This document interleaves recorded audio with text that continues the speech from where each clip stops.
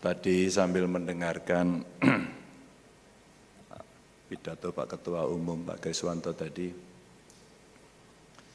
sambil nyatet saya.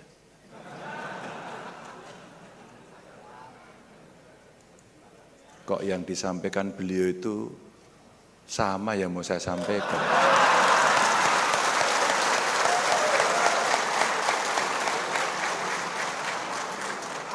Ya udah kita pulang aja lah.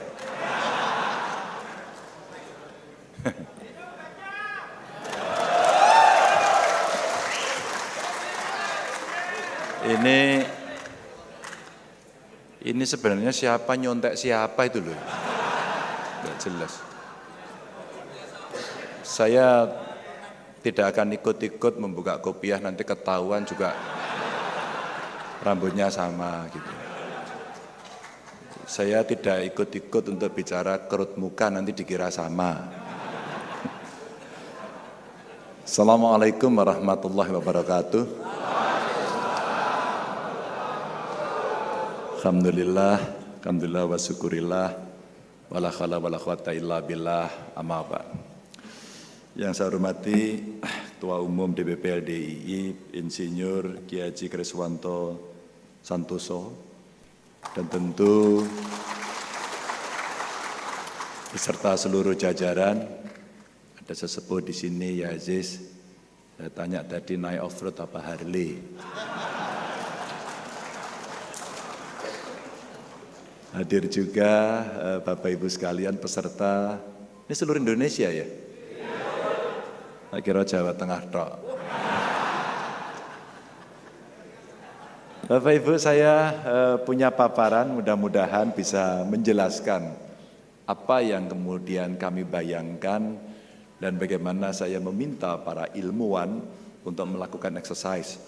Sehingga apa yang saya sampaikan ini ya setidaknya match lah dengan apa yang menjadi harapan masyarakat dan tantangan global. Tentu LDII bukan tempat pertama kami bisa memaparkan, dan di tempat lain kami juga mencoba memaparkan paparan ini. Boleh ditampilkan?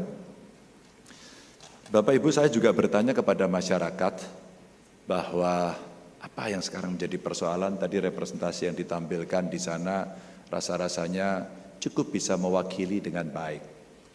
Kemarin saya ke Palembang ketemu masyarakat, yang terjadi adalah, Pak, harga beras mahal hari ini. Iya, wong lagi El Nino. Lombok mahal, beneran. Ben naeme Lombok ora okeh-okeh. Nek okeh iso kepedesan, nek pedes iso lara weteng. Dan nanti nular pada medsosnya tambah pedes. Tawa ini mesti ikut-ikutan. Tapi itulah keluhan. Kemarin saya ke Palembang juga, Pak, harga karet jatuh. Tolong Pak pikirkan nasib kami. Lapangan pekerjaan tadi yang disampaikan.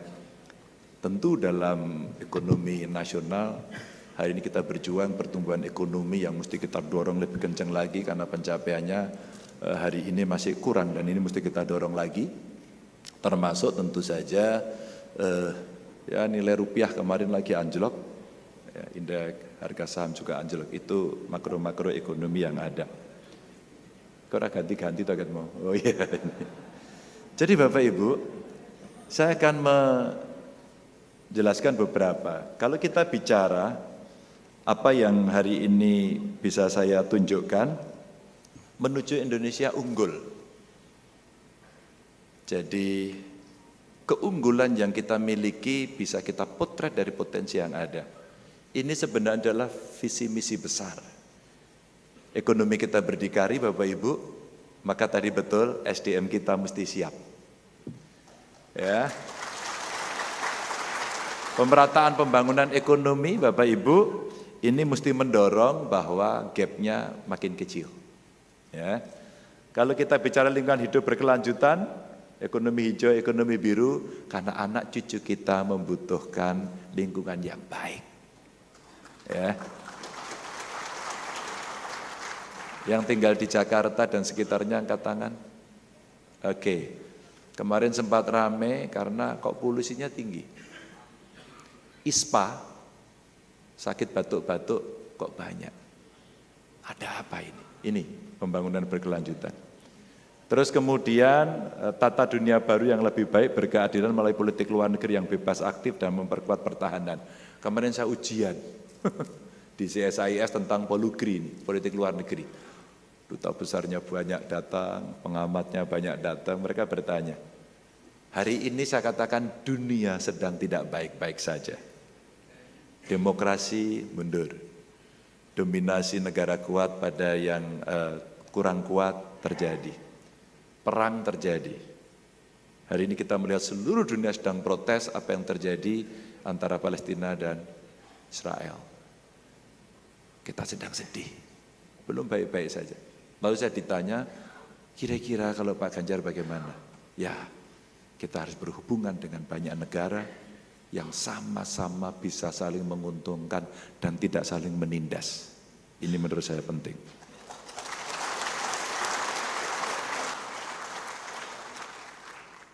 Dari tadi kok tepuk tangan terus.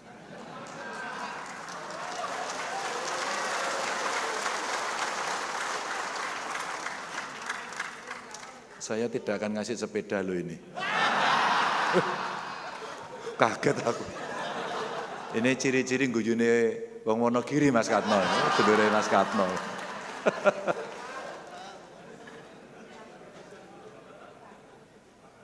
Sama Pak Kris. Pembangunan sistem digital nasional. Ya. Mau tidak mau betul beliau sampaikan tadi, kita nggak bisa lari dari situ. It's a must. Maka semua mesti menyiapkan diri. Tapi dunia juga hari ini lagi kebingungan menghadapi apa yang disebut sebagai AI, Artificial Intelligence. Tiba-tiba suara kita bisa sama, tiba-tiba wajah kita bisa sama, tiba-tiba seolah-olah itu kita. Padahal itu artificial. Dan dunia hari ini menghadapi situasi itu. Kemudian ada pembangunan manusia Indonesia yang unggul pas SDM karena kita mendapatkan bonus demografi. Apa Ibu?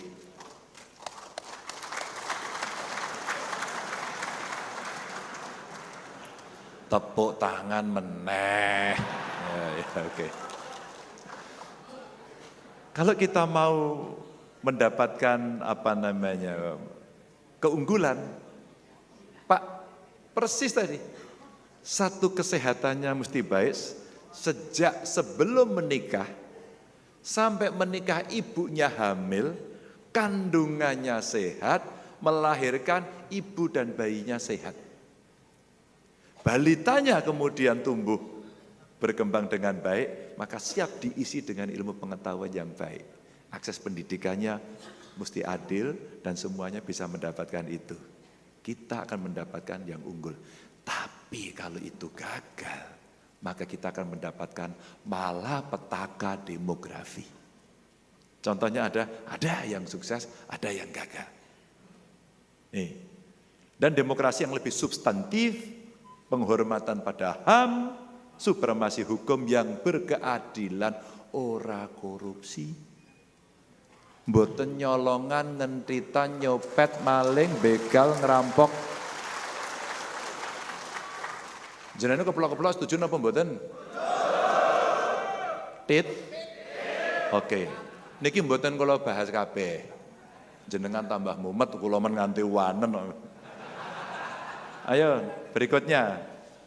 Nah, Bapak Ibu, ini yang akan saya sampaikan dalam beberapa hal. Saya mulai dari industri digital dulu. Oh, ada KPA-nya di sini tuh. Aku ndangak-ndangak nang kono tengeng. Jadi rata-rata screen time Indonesia, ngerti ora Mas screen time? Apa? Siap lho, ora ngerti lho sampai ini keploke tok sing banter lho. Jadi rata-rata orang akses itu ternyata Bapak Ibu kita itu 5,7 jam. Kalau Thailand saya bandingkan aja 4,7 jam. Jadi kita itu ternyata sering pegang handphone. Delon nih pada. Ya, biasanya tangi turis yang digoleki. Pinter, terima kasih atas pengakuannya. Dan ini ada 238 juta jiwa penduduk Muslim Indonesia kurang lebih 87% yang akan berhubungan dengan dunia digital. Pertanyaannya, nah apakah kira-kira umat muslim kita sudah siap untuk memasuki dunia ini? Jawabannya sudah siap belum? Wis rada rasa-rasen wis. Burung sarapan gitu ya. Dan kita harus menjadi produsen bukan konsumen karena pasar yang besar sekali itu bisa kita dorong untuk kita optimalkan dan kita menjadi tuan rumah. Itu artinya SDM-nya yang baik. Transaksi digital kita Bapak Ibu itu gede banget. 476,3 triliun. Ngeri ya. Dan aplikasi yang kita miliki itu bukan punya kita, Rasano. Gitu. Market Indonesia sebagai market diserbu habis-habisan. Yuk kita dicolek, diingetin, ayo kita bangkit. Dan kalau kita lihat, maka dari transaksi digital yang besar itu mesti taat pada regulasi yang fair. Transaksinya ini mesti kita dorong di dalam negeri dan menggunakan rupiah, maka kita akan dapat untung. SDM digitalnya mesti naik kelas. Maka tadi betul, kita mesti terbiasa dengan industri digital dan penggunaannya. Beberapa waktu lalu saya mendapatkan penjelasan yang sangat bagus sekali pada industri pariwisata kita. Orang piknik ke Bali, ternyata ada wisatawan dari Tiongkok. Dia pesan tiketnya di mana? Di Tiongkok. Pembayarannya pakai apa? Pakai mata uang Tiongkok. Aplikasinya apa? Pakai aplikasi yang ada Tiongkok. Pergilah dia ke Bali pakai pesawat Tiongkok. Kemudian menginap di hotel-hotelnya banyak, macam-macam tentu punya kita. Tapi pembayarannya pakai fintech, financial teknologinya Tiongkok. Terus kemudian diarahkan oleh sana, kamu belanja ke beberapa tempat, ini loh toko-toko yang hebat, silahkan belanja ke sana. Pembayarannya juga menggunakan fintech yang sama.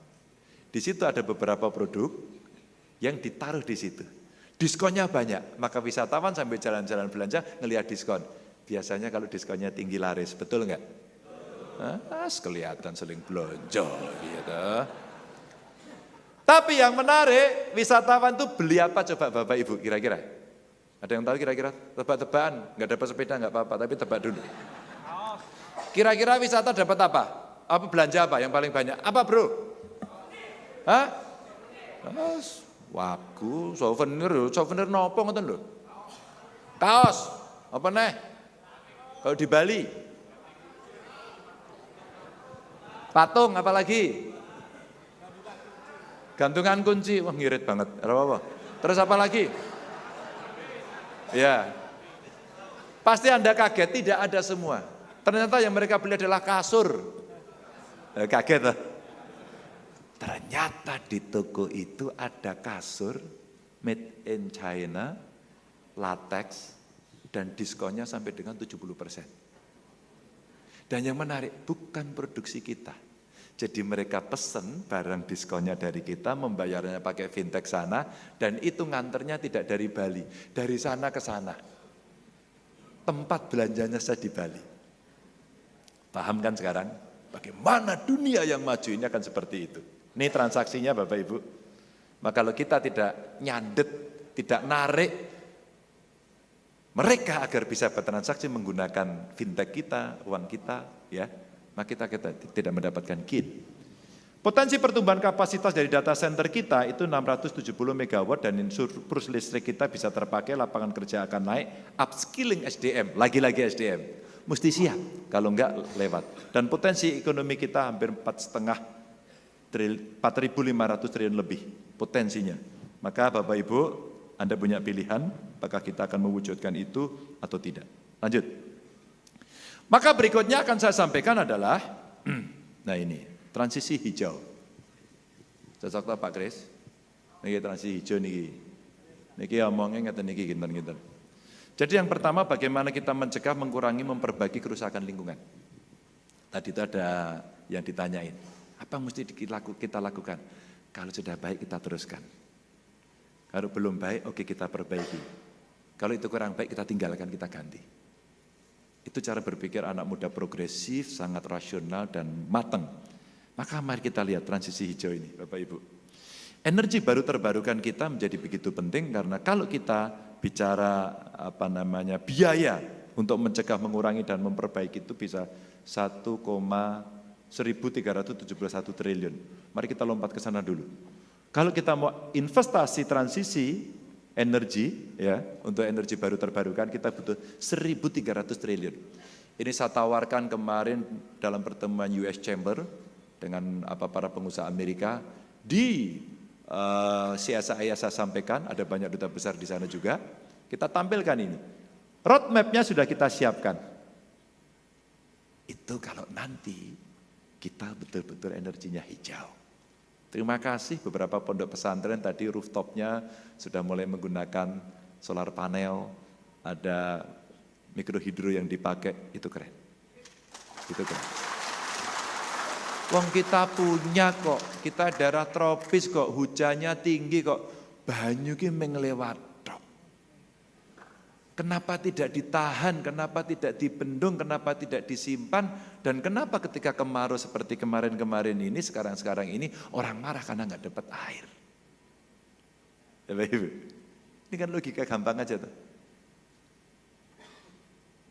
Ketika saya bicara dengan Presiden, waktu itu saya masih gubernur, sekarang pengangguran. Ini pengangguran kok ingin jenengan undang mriki ta kula niki. Nah, pada saat itu Bapak Ibu, ternyata Indonesia yang gedenya minta ampun seperti ini, bendungan kita itu dengan Korea Selatan aja kalah. Jangan ngomong Jepang ya, jangan ngomong Tiongkok ya, kalah kita. Kita tuh hanya 300 sekian, mereka tuh puluhan ribu. Terbayangkan? Terbayangkan. Dan air selalu menjadi persoalan utama. Kalau kita menggunakan energi yang lama, yang orang bilang ada stempelnya kotor lah, mencemari lah. Nah ini, BPJS itu ternyata catatan di 2023 ngobati orang itu kira-kira 17,8 T karena polusi udara. Ngeri ya Bapak Ibu. Kita mau di sini atau mau pindah ke sana? Ya. Tapi kalau mau pindah ke sana siap-siap loh. SDM-nya bagus, maka pendidikan. Digenjot, dipaksa, dikasih akses, ada afirmasi. Ya, ini. Dan potensi lapangan pekerjaan dengan membuat IBT itu bisa 3,7 juta. Nyambut gawe bro.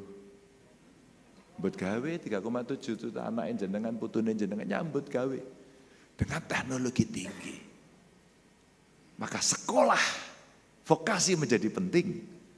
Ada skill set yang mesti dibangun, teknik lingkungan, teknik pangan, data scientist, ya. Terus kemudian ilmu bagaimana kita mengelola material kita yang kita miliki sangat kaya sekali. Lanjut. Ya. Itu ekonomi hijau. Nah sekarang ekonomi biru di laut. Wilayah kita 77% laut. Tapi baru 7,6% sektor maritim ini berkontribusi pada DGP kita di tahun 2021. Ini data di 2023, sebelumnya belum tercatat. Artinya laut yang gede banget itu masih punya potensi untuk kita kelola dan kita butuh putra-putra panjenengan atau panjenengan. Kalau angkatan laut itu Yales Viva Jaya Mahih, di laut kita jaya. Oh, gitu. Maka perikanan tangkap harus kita kelola sendiri. Kapal kita mesti gede. Pada mencilik-cilik tok gitu. Pelaku-pelik gitu kan. Lah nek teng laut niku one day fishing niku lho. Nangkep ikan hanya sehari. Sementara kapal dari luar masuk dengan illegal fishing, gedenya minta ampun. Dia punya teknologi yang mantap, cold storage-nya ada. Bahkan kadang-kadang karena nggak dapat, dia beli dari kapal-kapal penangkap ikan yang lain, dia bertransaksi di tengah laut, itulah transshipment. Rugi meneh. Siapa yang mengawali? Siapa yang mengamankan? Ada tentara, ya, yang tenaga kerja juga ada sana, polisi air ada, Kementerian Kelautan ada, tapi masih terjadi. Maka kita butuh keunggulan di sini. Termasuk sistem pengawasan. Yang saya bayangkan apa? Satelit. Yang saya bayangkan kemudian teknologi tinggi kapal kita untuk ngejar penjahat, yang solarnya tidak pernah habis. Wapanya bagus, solarnya ora enek. Solarnya kebak, kapalnya bangeter, senjatanya bagus, ora enek pelurune. Pelurune enek tembaknya mejen, ora ento. Semua harus fit, dikontrol betul. Itu kalau kita mau jaya. Maka angkatan laut kita mesti kita dorong. Angkatan laut kita mesti modern. Itu kekuatan yang kita miliki dari hampir 77% wilayah kita. Itu baru tangkap, belum budidaya. Belum energi yang ada di sana. Rumput laut itu juga bisa menjadi ekonomi yang luar biasa. Bapak Ibu, gede banget ini. Ini belum selesai. Nah, kita pengen sustainable fishing, jadi penangkapan ikannya berkelanjutan. Maka kalau kita bicara ya dari 12 juta ton menjadi 15 juta ton, ini berdebat. Yang terukur itu seperti apa Pak Menteri? Nangkep ikan tapi boleh terukur. Ya. Kalau kemarin saya bicara sama Bu Susi, ngobrol pada saat beliau, cantrang nggak boleh, maka ikan kecil-kecil nggak boleh ditangkap. Yang boleh ditangkap yang gede-gede, gitu. Itu kabarnya, agar bisa sustain. Kemudian menjadi perdebatan, nelayannya protes. Oke, bagaimana kalau kita mau memindahkan kebijakan? Maka jangan merugikan yang sudah menjalankan. Itu prinsipnya. Kalau kita mau memindahkan kebijakan, jangan sampai merugikan. Mitigasinya mesti dilakukan. Di samping itu kita punya potensi blue carbon credit, dodolan karbon dari laut. Di ASEAN mestinya kita memimpin keketuaan kita, kepemimpinan kita di ASEAN mesti bisa menggerakkan agar di ASEAN kita dorong. Karena kita di wilayah tropis, gambut, laut. Itu Bapak Ibu kalau tidak kita kelola, kita jual ke Eropa sana, karena kita kemudian membersihkan udara juga. Karbon kredit, kita jual menjadi karbon trading. Ini belum populer, karena belum populer, cepat-cepat kita populerkan dan kita mesti jadi juaranya.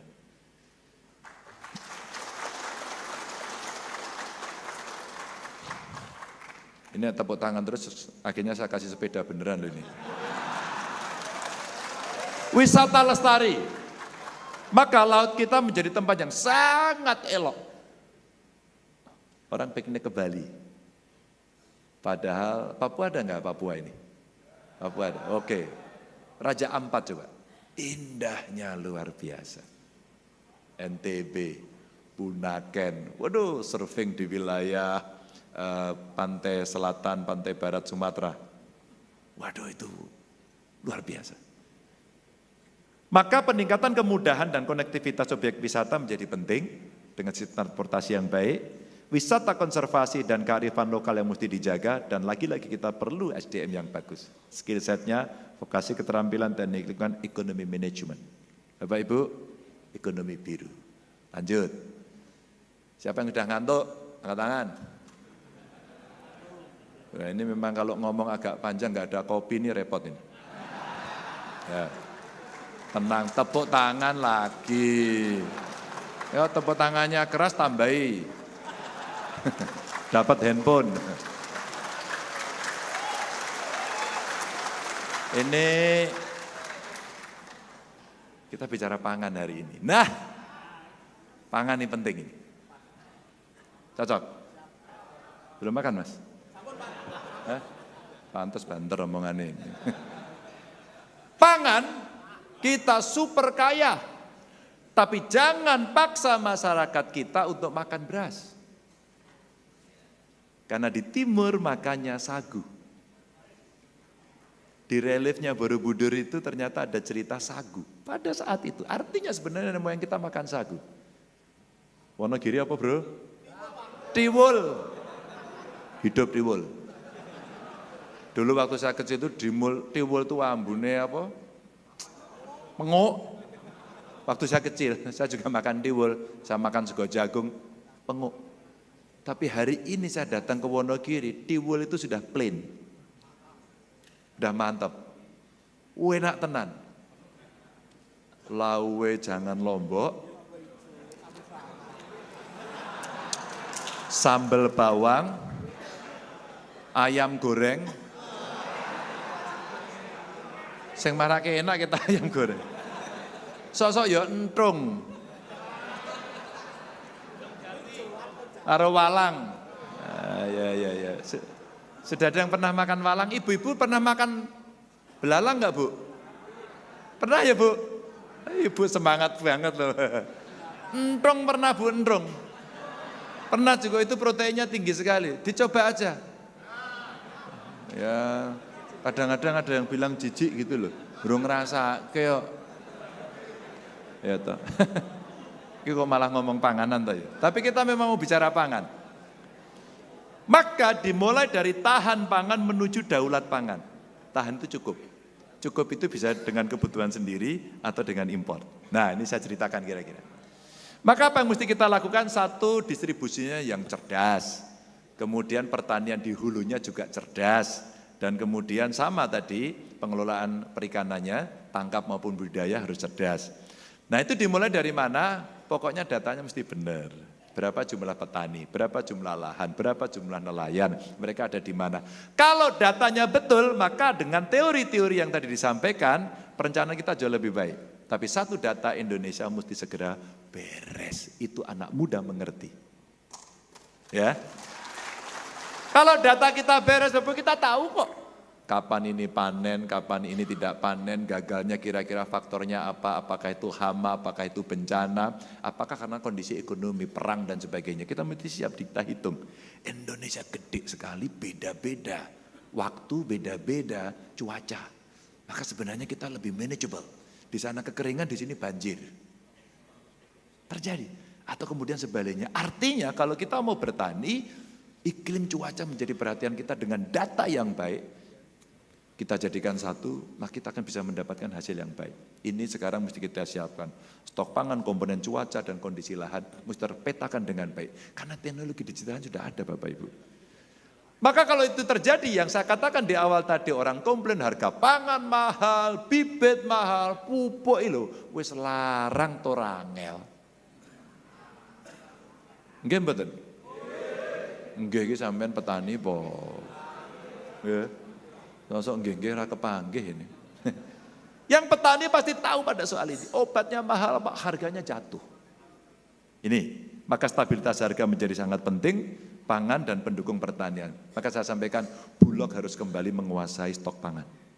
Jangan diliberalkan. Kalau diliberalkan, yang terjadi adalah persaingan dagang yang ada di sana. Bawang putih kita hari ini makin jeblok. Nanti bawang putih, kalah Pak, saniki Pak. Penulom mau dibuang. Cabai itu naik turun. Kok dalan rusak we. Oke jegelongan. Naik turun cabai. Beras sudah menjadi komoditas harian, minyak goreng kemarin sempat jatuh, maka petani sawit kemarin marah betul karena tandan buah segar dari sawitnya sempat jatuh. Sekarang sudah kembali, lumayan. Dan modernisasi sarana prasarana pertanian, perikanan, kelautan, dan modifikasi cuaca. Kita keren sekarang. Ada sekolah lapang iklim, petani diajari. Kita pernah praktek dengan BMKG itu di Temanggung waktu itu. Bagaimana kita memodifikasi, dan Wonogiri. Kita praktekkan di 2 tempat. Nah, ketika kemudian ini bisa kita lakukan Bapak Ibu, maka kita akan bisa turun lagi pada manajemen distribusi yang baik, industrialisasi dan insentif termasuk bibit dan pupuk itu tadi, dan perluasan Smart Fisheries Village. Ini yang bisa kita lakukan sehingga kita akan jauh bisa mengandalkan kekuatan dalam negeri. Dan diversifikasi pangan itu penting. Saya lihat sekarang Bapak Ibu-ibu yang sudah pernah muda lah. Arep muni tua ki ra penak. Yang pernah muda ini sekarang begitu sudah agak senior, sudah mulai takut untuk makan nasi. Karena kandungan gulanya tinggi. Maka Bapak Ibu agar kita hidupnya sehat, sering-seringlah periksa jantung, gula, kolesterol, sering-seringlah periksa. Maka ukuran kita, Bapak Ibu perhatikan ya, ukuran kita, untuk mengukur kita sehat atau tidak itu lingkar perut kita itu 90.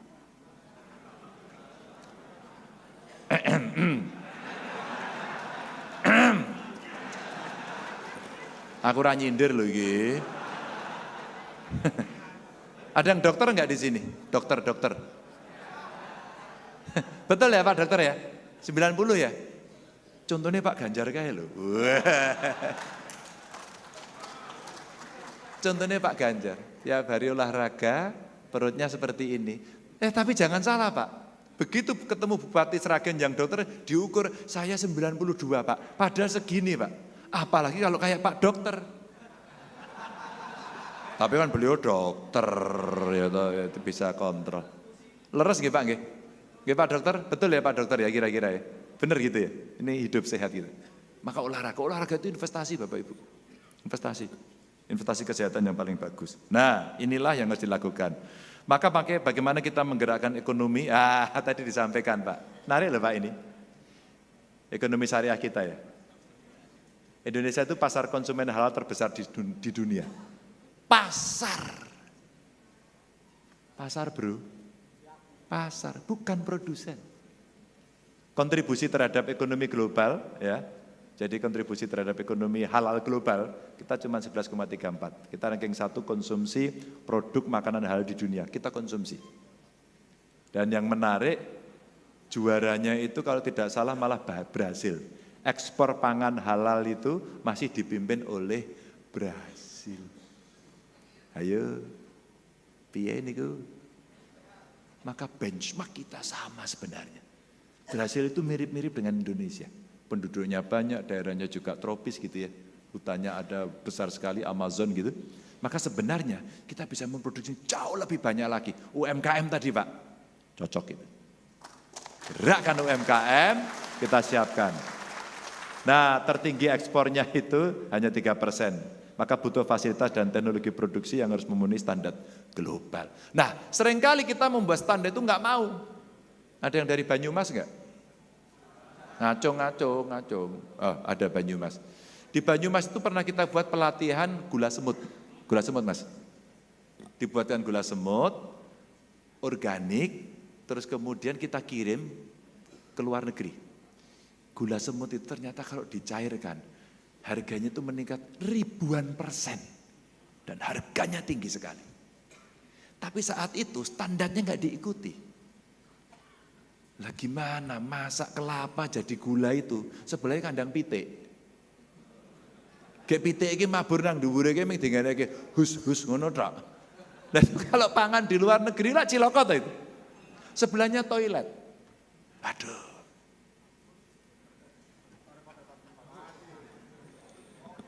Ya.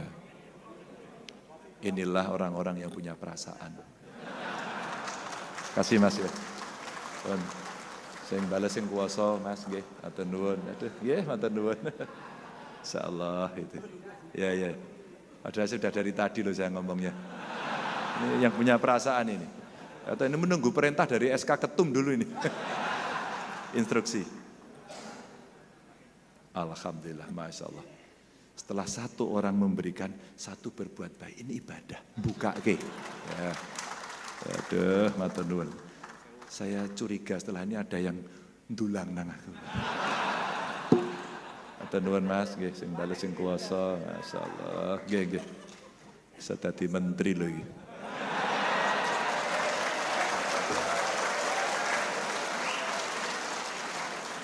Ndak kabinetnya beliau, kabinetnya Pak Kris lho menteri di LDII. Maka Bapak Ibu Indonesia ini sebagai pusat ekonomi syariah bisa mempermudah sertifikasi halal. Wabil khusus UKM. Ya bukan tentang saya, tapi kami punya pengalaman waktu di Jawa Tengah itu kita coba yang UMKM ini kita tangkap, kita ajari, kemudian persoalan-persoalan legalitas, produksi, akses modal, pemasaran, sampai sertifikasi. Pak Ganjar nggak ada anggarannya Pak, tenang. Kita cari yang ada di luar. Kita tidak bisa menunggu lagi. Yang kita anggarkan nggak cukup. Maka saya ajak CSR. Saya ajak mitra-mitra dari perusahaan. Saya kembangkan Basnas. Basnas lah yang kemudian membantu mereka. Ini contoh saja Bapak Ibu. Maka ini bisa gede banget. Bisa gede banget. Dan saya terima kasih. LDI juga membantu. Saya dulu dengan Pak Singgih ini diskusi banyak sekali tentang bagaimana ekonomi keumatan ini kita dorong. Dan ini harus menjadi eksportir halal di kelas dunia. Lanjut Bapak Ibu. Nah ini Bapak Ibu. Wong kita itu sudah diingatkan kerusakan itu yang menungso gitu. Mulanya menungso lingo, kira-kira gitu ya. Kalau kita sudah ingat, maka kita akan bisa mencegah, memitigasi dengan teknologi. Dan tanda-tandanya sudah disebutkan. Maka kita sebenarnya yang diingatkan terus-menerus agar kita itu eling lan waspada, terus kemudian bagaimana cara kita bisa lebih bijak. Lanjut. Maka Bapak Ibu, nah kita harus membuat manusia unggul. Manusia unggul itu seperti apa? Yang pertama, pendidikan karakter. Terima kasih LDI di dunia pendidikan, saya mengikuti beberapa sekolah kemarin yang diresmikan. Saya lihat sekolahnya modern, menjadi pondok yang modern, bersih. Itu ciri-ciri nanti siswanya, santrinya tidak gudigen. Karena bersih. Islam mengajarkan kebersihan, top lah itu ya. Ini pendidikan karakter yang meningkatkan kematangan emosional untuk kesuksesan baik akademik maupun sosial, punya budi pekerti, punya tepo seliro, ya, punya. Maka hormat pada guru, hormat pada orang tua, hormat pada kiai, cinta bangsa dan negara, maka kebangsaan tadi nomor 1, top. Ini penting.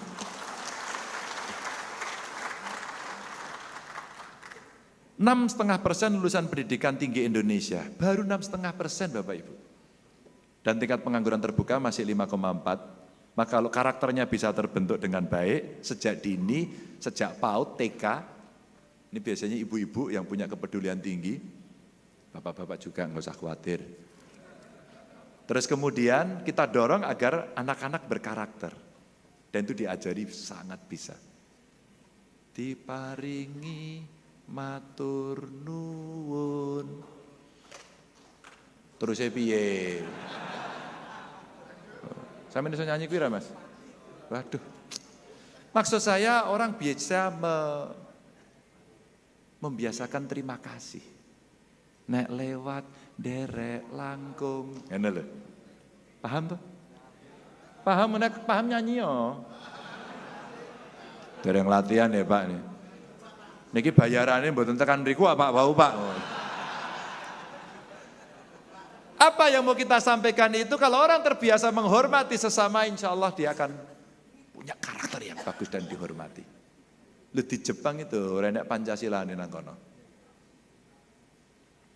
Itu membungkuk mengucapkan terima kasih itu sampai 45 derajat. Itu base itu hormati ya. Turun dari base itu base lewat menghormati. Saya nengok istri saya waktu sekolah di Jepang. Terus kemudian ketemu dengan ibu-ibu di sana. Ini menarik Bu. Ibu-ibu itu Bu, kalau mau memandikan bayinya, dia itu minta maaf sama bayinya. Kira-kira gini, nak kamu mau saya mandikan, maaf ya nanti agak dingin. Maaf ya tak sabuni mungkin rodok keculek sithik gitu. Tapi dia minta maaf. Dan ini komunikasi. Dalam buku kecerdasan emosional bukunya Daniel Goleman itu dikatakan anak di bawah usia 2 tahun itu di kepalanya bisa 8 bahasa. Tapi nggak bisa merekam sendiri, harus diajari oleh yang senior. Dan itu ibunya itu memberikan dengan sebuah ketulusan pada anak. Ternyata getaran batin dan jiwa itulah yang membuat karakter anak itu muncul. Maka dia akan hormat sama orang tua. Ini contoh di Jepang, maka kita membiasakan itu. Hanya 6,5% lulusan pendidikan tinggi, maka saya dorong mengentaskan kemiskinan tidak cukup dengan karitatif. Dikasih, dibagi, rebutan. Ada kades nggak di sini? Anggota LDI ada yang jadi kades nggak tuh? Mbok Dija, ada? Nggak ada. Kades itu biasanya dimarahi terus mesake. Pak, bantuan BLT ini kalau mboten kebagian. Mereka minta. Karena kebagian, wah dikorupsi kades, nuduh. Karena tidak punya karakter. Yang miskin akhirnya dikasih hanya cukup untuk makan dan sebagainya. Padahal Bapak Ibu, kalau satu keluarga miskin, negara membantu kita ciptakan di keluarga miskin itu, satu saja anggota keluarganya jadi sarjana, dia yang akan mengentaskan kemiskinan keluarganya. Saya membuat uji coba, Pak Ketum. Di Jawa Tengah itu saya uji coba gini. membuat sekolah SMK. Kenapa SMK? Biar lebih cepat, praktis. Hanya untuk keluarga miskin. Mereka dites dengan sangat ketat. Boarding school, pondok. Saya biayai semuanya. Hanya bawa badan. Yang terharu saya, tahun keempat saya sudah panen. Mereka sudah membiayai keluarganya, orang tuanya. Apa dek yang kamu lakukan buat orang tuamu? Saya bayar semua hutangnya Pak. Saya buatkan rumah. Ibu saya sekarang gak boleh jualan lagi. Dia harus di rumah istirahat. Biar kami yang sekarang berkeringat membantu ibu bapak saya. Wow. Terharu saya Pak Kiai. Terharu betul. Anak ini punya karakter, tidak hanya sekedar material. Tapi material yang dia dapatkan itu dikembalikan kepada orang yang sangat dicintai dan membesarkan. Ayah dan ibunya. Ini saya genjot terus sekarang. Dari 3 saya replikasi menjadi 18 sekarang. Kira-kira Pak Ganjar bisa dinasionalkan enggak? Sangat bisa. Itulah tindakan afirmasi, affirmative action. Kalau di seluruh jejaring di Indonesia ini kita buat untuk khusus orang miskin, maka cara pengentasannya menjadi sangat sistematis. Pak Ganjar kok punya konsep ini? Wong aku yo melarat. Bapak ibu saya itu tidak mampu, kami sekolah juga hutang, pernah hutang rentenir. Waduh tidak enak. Dan hutang saya Pak, hutang orang tua saya itu lunas setelah kami semua bekerja. Jadi makan bulan ini itu, ya, makan bulan ini itu sebenarnya ngutang yang akan dibayar bulan depan. Itulah yang kemudian bagaimana caranya nak kamu sekolah. Dan saya disekolahkan. Adik saya pinter, kakak saya pinter. Kok saya pinter aku tok gitu ya. Tapi gara-gara sekolah serius, saya pengen sekolah lagi S2, tak biayai dewe. Sekolah lagi saya. Dan karena sekolah itulah kemudian kita punya ilmu, bisa diamalkan, dan kemudian dipercaya orang. Nah kalau dulu saya nggak kuliah, nggak mungkin LDI hari ini ngundang saya, mungkin. Oke mboten? Lagi mboten. Wong kula nek mboten sekolah ra mudeng di tekon ya. Jenengan tekon apa ra mudeng? Tekon A jawabane B. Nyanyi ra iso. Tekone nesu terus. Tak ngombe sik lah, emosi malah. Non sewu.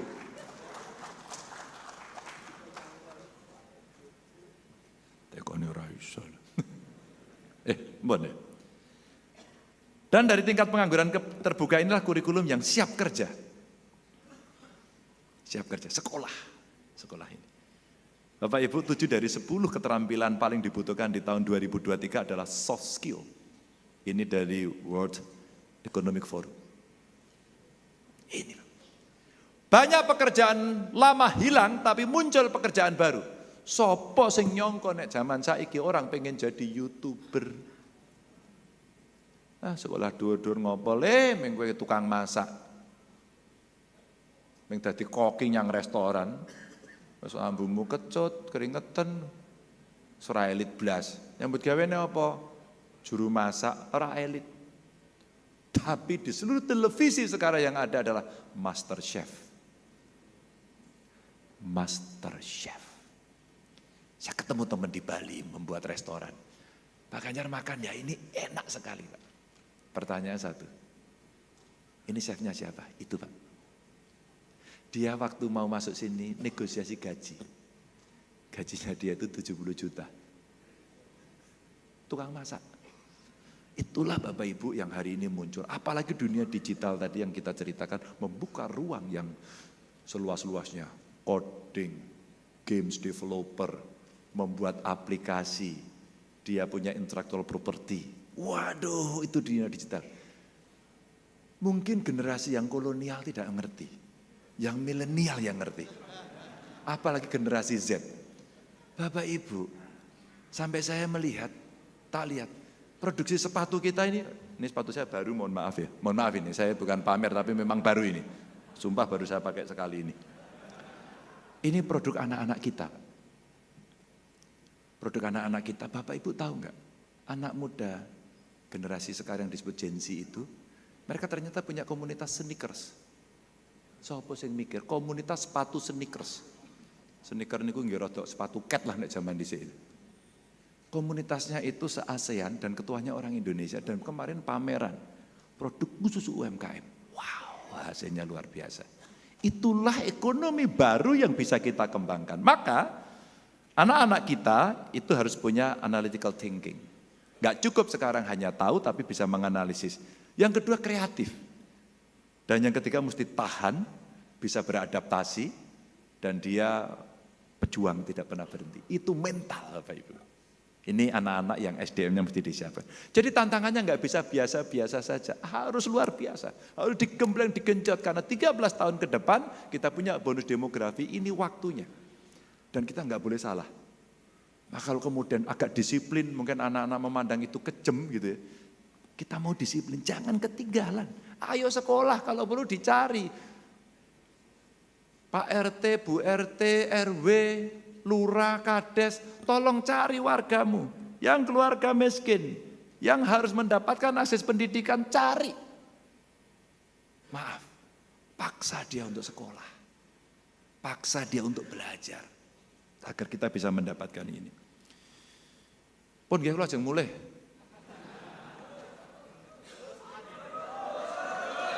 Terus piye? Sampean terus enak lungguh terus kok. Ya pun, tak terus ke sidik meneh. Tapi itu semua juga kita mesti mengatur ini. Persatuan Indonesia, kerukunan antar umat beragama. Ini penting Bapak Ibu. Jadi Indonesia itu di antara negara-negara itu ternyata kita masih tinggi. Cerita intoleran dan sebagainya. Ya. Maka betul mesti ada silaturahmi antar kelompok agama, tingkat toleransi beragama, guru agama untuk tiap agama kita berikan. Dan alhamdulillah dari 10 besar kabupaten kota yang paling toleran itu 4 ada di Jawa Tengah. Ini mohon maaf loh yang lain ya, mohon maaf. Ini kami berterima kasih sama Bapak Ibu sekalian yang sudah berkontribusi pada nilai-nilai kebangsaan kita. Lanjut, maka Bapak Ibu, terakhir ini, gaspol sekarang kita mesti gaspol menuju Indonesia emas, Indonesia unggul di 2045. Apa yang mesti dilakukan? Satu, anggaran kita mesti dilipat gandakan. Lebih banyak lagi. Bagaimana caranya? Nek bayar pajak sih gampang. Ya betul toh, wis tak teliti kok. Coba kita membayar pajak kendaraan bermotor, KTP ora enek dipajeki. Cek fisik niku lho, esek-esek kertas niku bayar padahal gratis. Nah, bener Mas? Jenengan ngerti?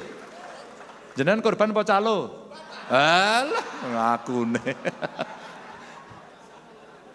Pernah ingat gak dulu ada gubernur ngamuk di jembatan Timbang? Payah itu. Payah kok jempol sampean ini loh. Pernah lihat gak gubernur ngamuk di Wonogiri karena jalannya itu cor-corannya ora bener? Pernah lihat gak gubernur nendang sekolahan? Ini gubernur ande gawean. Kenapa? Kita pengen kualitas kita baik Bapak Ibu. Untuk rakyat jangan dikorupsi, titik. Apakah untuk yang lain harus dikorupsi? Boleh Pak? Tidak. Ini pemerintahan bersih. Saya ngobrol sama Pak Mahfud. Satu nilai yang sama dari kami berdua adalah hukum harus pasti, harus tegak, sikat korupsi. Kebetulan kami berdua ini dari keluarga yang biasa-biasa saja Bapak Ibu. Bapak saya, mohon maaf pejabat tinggi, maaf, ketua RT. Bapak saya itu pensiun polisi, pangkatnya waktu itu masih pangkat kayak TNI, Letnan 1. Ya, di Tawangmangu, di Karanganyar sana, pensiun di Purworejo. Pensiun, susah. Begitu mau pensiun itu bukan istirahat, membuat usaha. Dodolan bensin, eceran. Saya jualan bensin eceran dulu. Bagaimana kita survive, kita bisa bertahan untuk bisa sekolah. Pak Mahfud ternyata sama, orang tuanya juga bukan pejabat. Maka jangan ajak saya menderita, wis biasa.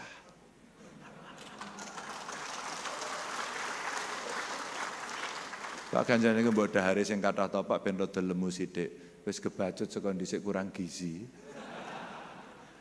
Apa yang mau saya katakan Bapak Ibu? Pemimpin itu memang harus siap menderita. Kalau enggak jangan. Pemimpin njaluk dilayani terus. Pemimpin itu harus melayani, bukan dilayani. Kalau kamu mengambil pilihan itu, kamu harus siap itu. Dan ini amanah yang berat. Berat Bapak Ibu. Ini anggaran. Simpel mekanismenya, mudah pelaporannya, dan bisa melakukan otomatis restitusi seperti soal pajak ini. Contoh. Yang kedua, sikat KKN. Kolusi, nepotisme. Hajar bleh. Kira-kira gitu. Edukasi anti korupsi, kolusi, nepotisme sejak dini, dan pemerintahannya menggunakan digital. Saya tanya-tanya teman saya waktu kita mentransformasikan pemerintahan digital ternyata bisa menghemat 2,4 triliun. Gede ya. Akhirnya dari situlah kita bisa alokasikan pendapatannya PNS naik, orang perlu setor. Kalau mau naik jabatan nggak ada jual beli, kamu tinggal tes saja. Enak toh. Tapi tugasmu satu, layani masyarakat dengan baik atau kamu tak ganti. Pasti masyarakat senang. Itu yang terjadi. Nah, memulas birokrasinya adalah bagaimana satu data Indonesia tadi menjadi penting. Nah ini, kayaknya menarik kalau nanti kabinetnya itu yang menilai rakyat. Maka ada KPI based kabinet yang transparan. Jadi kalau menterinya elek, di biji rakyate, saya ngevaluasi rakyate. Pak Presiden ini diganti mawon. Nah ini mengongap, angop mawon Pak niku. Jai rapat ngantuk, delak, tekoni ramu dengan lak cilaka toh. Tapi kalau ada menteri yang hebat, ini Pak. Bapak Ibu, saya doakan sehat selalu.